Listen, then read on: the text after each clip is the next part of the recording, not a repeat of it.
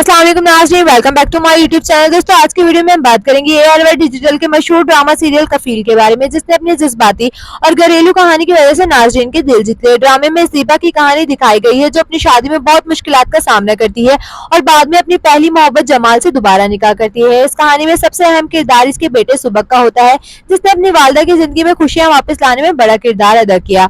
अब social media पर एक दिलचस्प बात ज़ेर बहस है। कुछ सारिफीन का मानना है कि ये कहानी किसी हद तक एक हकीकी वाक़े से मुतासिर हो सकती है।